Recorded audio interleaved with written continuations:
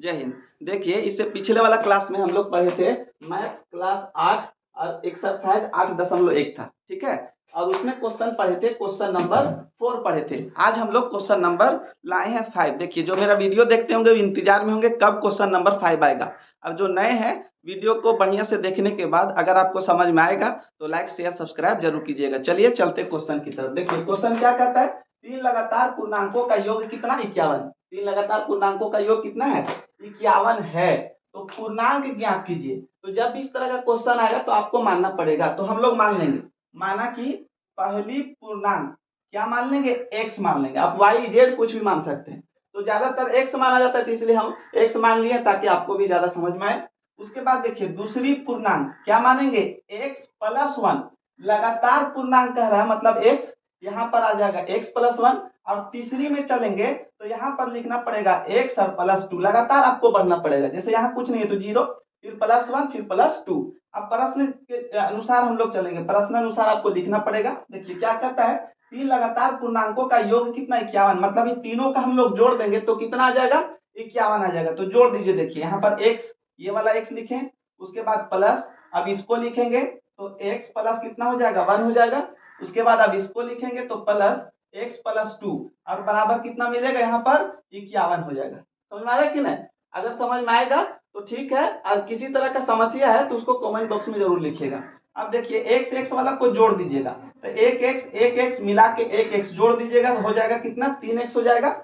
x वाला को x के साथ जोड़ा जाता है और नंबर वाला को नंबर की तरफ जोड़ा जाएगा। तो 2 और 1 मिला दीजिएगा तो कितना हो जाएगा, 3। तो प्लस यहाँ पर 3 और बराबर यहाँ कितना है, 51। तो सेम टू सेम आपको 51 लिख देना है। कोई दिक्कत? ठीक है। अब चलिए देखिए, x वाला को एक तरफ लिखेंगे, 3x यहाँ पर हो जाएगा, बराबर यहाँ पर है कितना, 51। तो 51 लिखेंगे, प्लस में 3 इधर आ जाएगा तो माइनस में 3 हो जाएगा।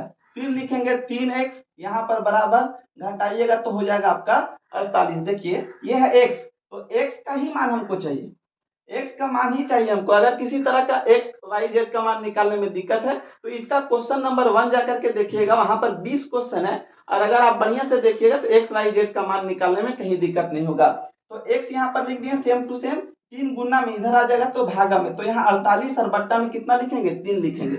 अब डिवाइड कर दीजिए, 3 एकम 3, यहाँ पर 3 एकम 3 और 3 छक हो जाएगा 18।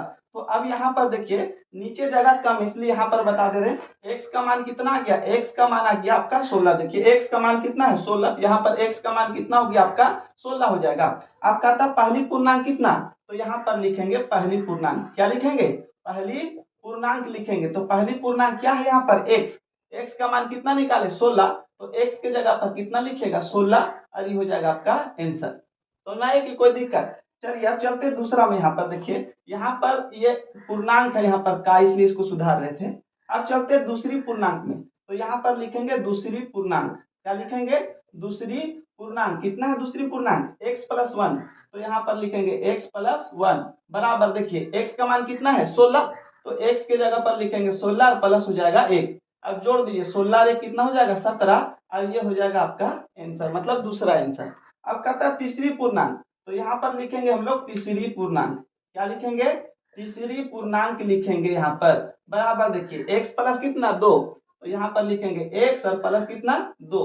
x का मान कितना लाए, 16। तो यहाँ लिखिएगा 16 प्लस कितना, 2। जोड़ दीजिएगा, 16 और 2 18, और ये हो जाएगा आपका आंसर। देखिए पूरा आशा है कि आपको समझ में आया होगा।